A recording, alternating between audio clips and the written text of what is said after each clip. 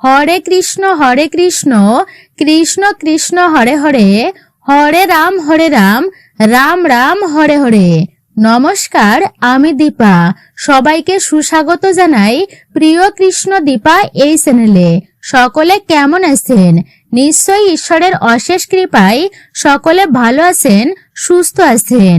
15 March রবিবার দিন পালিত হচ্ছে পাপমোচনী একাদশী ব্রতের বিশেষ দিন হচ্ছে এটি। আর এই দিনেই পালিত হচ্ছে পাপমোচনী একাদশী ব্রতটি। এই দিনে আপনারা ভুলেও খাবেন না এই 3টি সবজি। রোগের জ্বালা যন্ত্রণা, চরম অশান্তি, আর্থিক কষ্ট এবং সংসারে দুর্ভাগ্য নিয়ে আসবেই।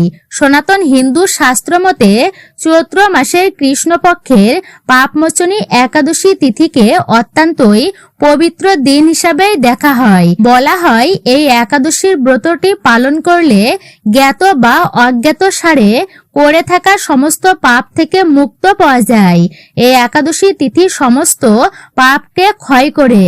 এই ব্রতের প্রভাবে যেমন জন্ম জন্মান্তরের পাপ থেকে মুক্তি পাওয়া যায়, ঠিক তেমনি যে কোনো ব্যক্তি মোক্ষ লাভ করতে পারে এই একাদশীর ব্রত পালন করলে।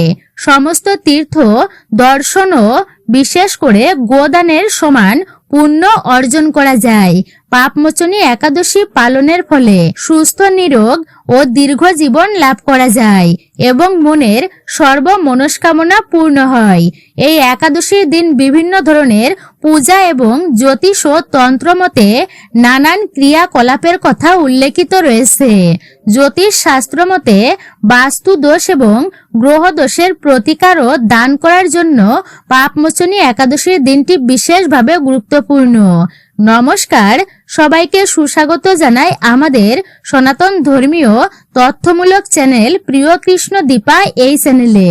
আজকের ভিডিওতে আমি আপনাকে জানাবো স্বয়ং ভগবান শ্রীকৃষ্ণের বলা পাপমোচনী একাদশীর দিন কি কি খাবেন আর কি কি ভুলেও খাবেন না, এবং কোন 3টি সবজি খাওয়া একেবারেই উচিত নয়। এই দিন যে সবজিগুলি খেলে পরিবারের সদস্যদের মধ্যে লেগে থাকবে নানান অসুখ বিসুখ, আপনার কাজে কর্মে বাধা আসবে।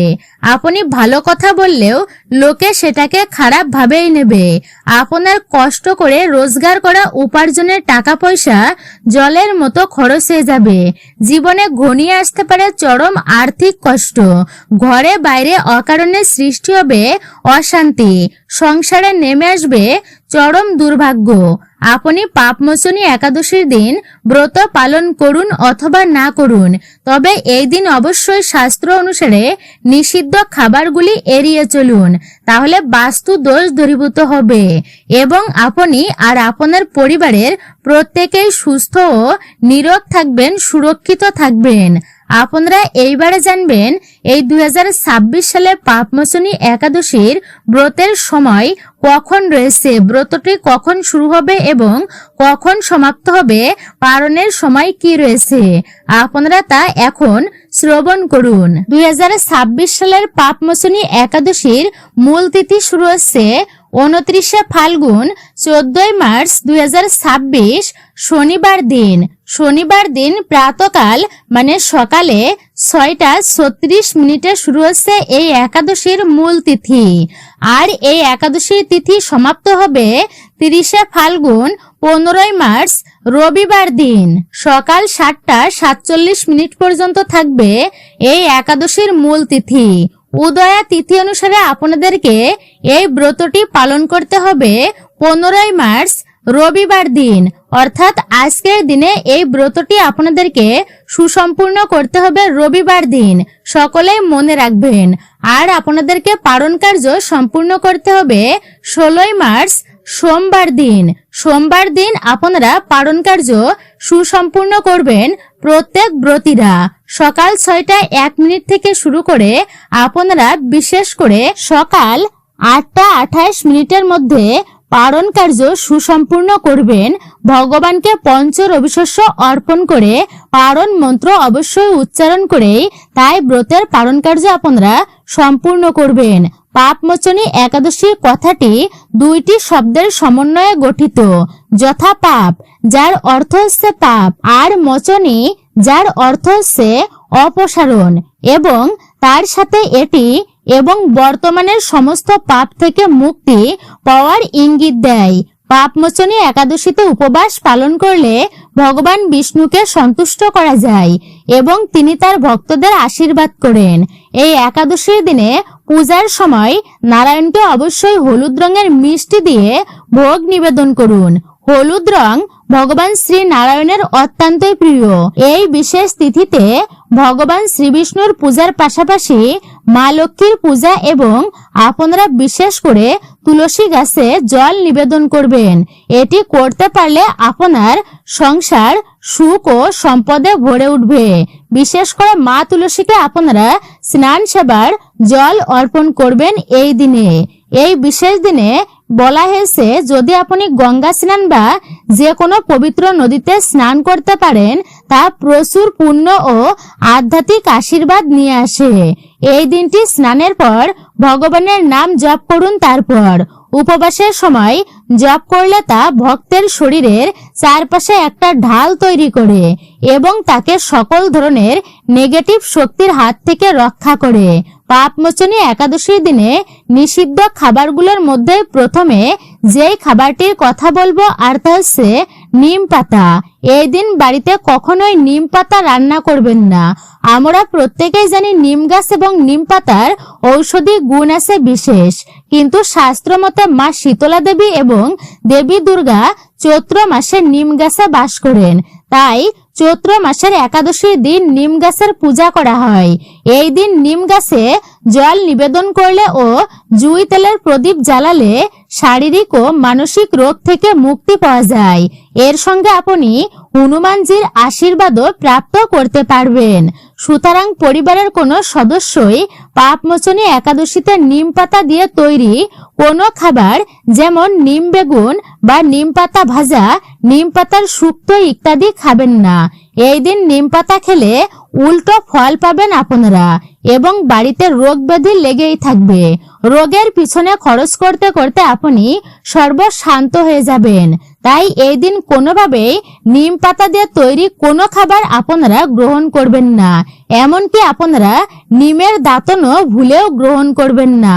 এছাড়াও এই দিন আমিষ খাবার যেমন মাছ, মাংস, ডিম, পেঁয়াজ, রসুন, মুসুর ডাল ইত্যাদি তামসিক আহার এড়িয়ে চলবেন এবং রান্নায় সাধারণ লবণের পরিবর্তে সন্দর্ভ লবণ ব্যবহার করবেন আর সরিষার তেলের পরিবর্তে ঘি ব্যবহার করবেন। একাদশী করলে শুধু যে নিজের জীবনের সদ্গতি হবে তা কিন্তু নয়। পিতা মাতা যদি নিজ কর্মদোষে নরকবাসী হয় তবে তাদের পুত্রই একাদশী ব্রত করে পিতা মাতাকে নরক থেকে উদ্ধার করতে পারে। দ্বিতীয় নিষিদ্ধ সবজিটি যা রয়েছে আর তা হলো পুঁই শাক। আপনারা ভুলেও কিন্তু এই পুঁই শাক গ্রহণ করবেন না। খাদ্যগুণে ভরা পুঁই শাক ভিটামিন ও মিনারেল সমৃদ্ধ একটি শাক এবং পুঁই শাক খেতে সুস্বাদু হলেও শাস্ত্র মতে এটি একটি তামসিক খাবার এবং প্রচুর পরিমাণে শক্তিকে আকর্ষণ করে নেগেটিভ শক্তিকে। তাই পাপমোচনী একাদশীর দিন বাড়িতে পুঁই শাক রান্না করবেন না এবং কোনোভাবে তা খাবেন না। এছাড়া কোনো প্রকার শাকই আপনারা একাদশী ব্রতের দিনে ভুলেও কিন্তু সবজি রন্ধনের মধ্যে দেবেন না। সেই বিষয়টি আপনারা লক্ষ্য রাখবেন। নেশা জাতীয় কোনো খাবার এই দিন আপনারা গ্রহণ করবেন না। পাপমোচনী একাদশী ব্রত পালনের সময় চা, বিড়ি, সিগারেট, পান, কফি, মদ ইত্যাদি নেশাজাতীয় খাবার খাবেন না। না খাওয়াই ভালো বলা হয়েছে। শাস্ত্রে বলা হয়েছে একাদশীর দিনে অন্ন ভোজন করলে যেমন বলা হয়েছে বাসি অন্ন হতে পারে বা অপরকে অন্ন ভোজন করলেও একাদশীর দিনে তা অত্যন্তই অশুভ হবে এবং মহাপাপের ভাগী হবেন আপনি। তাই নিজেও কোনোভাবে অন্ন গ্রহণ করবেন না এবং অপরকেও অন্ন দান করবেন না এই দিনে। আমাদের সকলের অবশ্যই কর্তব্য একাদশী ব্রত ভক্তি সহকারে পালন করা। একাদশীর দিন অবশ্যই পঞ্চ রবিশস্য আপনারা এড়িয়ে চলবেন, কারণ পঞ্চ রবিশস্য এই দিনে গ্রহণ করলে তার ব্রত নষ্ট হয়ে যায়। পঞ্চ রবিশস্যের মধ্যে পড়ে সরিষা, সয়াবিন এবং তিল তেল, এছাড়া চাল, মুড়ি, চিরা, আটা, ময়দা, ছাতু, খই, ভুট্টা ইত্যাদি এবং ডাল জাতীয় সকল প্রকার খাবার যেমন মুগ, মুসুরি, ছোলা, অড়হর, মটরশুঁটি, বরবটি, সিম ইত্যাদি খাবার, এই ধরনের খাবার আপনারা খাবেন না। অন্যদিকে একাদশী ব্রত করার সময় আম, কলা, পেঁপে, তরমুজ, আনারস, লেবু, পেয়ারা ইত্যাদি ফল আপনারা গ্রহণ করবেন এবং দুগ্ধ, দই, ছানা, সন্দেশ, ঘি, আলু, গোলমরিচ আপনারা খাবেন। অবশ্যই এই দিনে খেতে পারবেন। তবে যারা নির্জলা একাদশী ব্রত করবেন তারা ভুলেও কিন্তু জল ফোঁটা গ্রহণ করবেন না। অবশ্যই আপনারা তা মনে রাখবেন। একাদশী ব্রত পালনের মূল উদ্দেশ্য হচ্ছে কেবল যে খাওয়া দাওয়ার বিধিনিষেধ অর্থাৎ খাওয়া দাওয়াই যে নিষিদ্ধ তা কিন্তু নয়। এই দিনে নিরন্তর ভগবানের নাম জপ করা, তাকে স্মরণ করা, মনন, শ্রবণ, কীর্তন এবং গীতা পাঠ বা ভাগবত পাঠের মাধ্যমে একাদশীর দিনটি অতিবাহিত করতে হয়। একাদশী পালনের সময় কলহ, পরনিন্দা, পরচর্চা, মিথ্যা কথা বলা, ক্রোধ, ঈর্ষা এবং মিলন, স্বামী স্ত্রীর মিলন এই দিনে সম্পূর্ণ নিষিদ্ধ। পাপমোচনী একাদশী দিন শাস্ত্র অনুসারে আপনারা অবশ্যই মেনে চলুন এই দিনটি। আপনারা তৃতীয় যে সবজিটি ভুলেও কিন্তু খাবেন না এই দিনে, আর তা হচ্ছে সিম। এই দিন বাড়িতে কখনোই সিম রান্না করবেন না। পরিবারের কোনো সদস্যই এই দিন সিমের তৈরি কোনো প্রকার খাবার আপনারা খাবেন না। এই দিন সিম খেলে বাড়িতে রোগ ব্যাধি লেগেই থাকবে ব্যক্তিদের। সুতরাং পাপমোচনী একাদশীর দিন কোনোভাবেই সিম আপনারা ভুলেও মুখে তুলবেন না। এছাড়া এই একাদশীর দিন চুল, দাড়ি, নখ কাটা তথা ক্ষৌরকর্ম আপনারা ভুলেও কিন্তু করবেন না। এছাড়াও আপনারা ভুলেও কিন্তু এই দিনে বেগুনের তৈরি কোনো খাবার খাবেন না। এই সবজিটি আপনারা ভুল করেও খাবেন না। অনেকেই পছন্দ করে বেগুনের অর্থাৎ বেগুন পুড়িয়ে খেতে এবং বেগুনের তরকারিও অনেকে পছন্দ করেন। আপনারা অবশ্যই এটি এড়িয়ে চলবেন। শুভ দিনে বেগুন খেতে নেই, তা অশুভ হতে পারে আপনার জন্য। আপনারা এই দিনে করলা বা উচ্ছের কোনো তরকারি খাবেন না। আপনারা ঢেঁড়স, গাজর এড়িয়ে চলুন এই বিশেষ দিনে। আপনারা অবশ্যই ভক্তি সহকারে একটি বারের জন্য হলেও আজকের মতো পূর্ণ পবিত্র দিনে অবশ্যই শ্রবণ করবেন এই পাপমোচনী একাদশীর ব্রত কথা, ব্রত মাহাত্ম্য। শ্রবণ করলে মঙ্গল সাধিত হয় এবং গোদানের ফল প্রাপ্ত করা যায়, সহস্র গোদানের ফল। অবশ্যই আপনারা তা শ্রবণ করুন। বলা হয়েছে শ্রবণের ফলে বিশেষ করে শ্রবণের ফলে এবং শ্রবণ করার শেষে অবশ্যই ঠাকুরের উদ্দেশ্যে একটি প্রদীপ আপনারা প্রজ্বলিত করবেন, নিবেদন করবেন ঠাকুরকে। একটি পুষ্প ও একটি তুলসী পত্র নিবেদন করবেন। 25শে মার্চ চৈত্র মাসের কৃষ্ণপক্ষের একাদশী তিথি। এটিকে পাপমোচনী একাদশী তিথি বলা হয়, অর্থাৎ পাপমোচনী একাদশী তিথি নামে এটি পরিচিত। এই একাদশীর মাহাত্ম্য সম্পর্কে স্বয়ং কৃষ্ণ অর্জুনকে জানিয়েছিলেন। শাস্ত্র মতে এই একাদশী ব্রত পালন করলে সমস্ত পাপ থেকে মুক্তি পাওয়া যায়, পাশাপাশি মৃত্যুর পর বৈকুণ্ঠ লাভ করা যায়। পাপমোচনীর একাদশীতে বিষ্ণুর পূজার পর এই একাদশীর ব্রত কথা পাঠ করলে সুফল বিশেষ করে আপনারা পেতে পারেন। পাপমোচনী একাদশীতে বিষ্ণুর পূজার পর এই একাদশীর ব্রত কথা পাঠ করলে সুফল পেতে পারেন। অবশ্যই আপনারা তা শ্রবণ করুন। পাপমোচনী একাদশীর ব্রত কথা। একদা রাজা মানদাতা লোমশ ঋষিকে প্রশ্ন করেন যে কিভাবে মানুষের পাপ মোচন সম্ভব। তাকে পাপ থেকে মুক্তির সরল উপায় সম্পর্কে জানতে চান রাজা মানদাতা তার কাছে। লোমশ মুনি বললেন, হে নৃপপতি, চৈত্র মাসের কৃষ্ণপক্ষের একাদশীর নাম পাপমোচনী একাদশী। তার ব্রত প্রভাবে মানুষের বহু পাপ নষ্ট হয়। আমি তোমায় সেই ব্রত কথা শোনাচ্ছি, মন দিয়ে তা শোনো। প্রাচীনকালে চৈত্ররথ নামক এক বন ছিল। সেখানে অপ্সরা কিন্নরদের সঙ্গে ভ্রমণ করতেন সেই উদ্যানে। সেখানে সবসময় বসন্তকাল থাকত।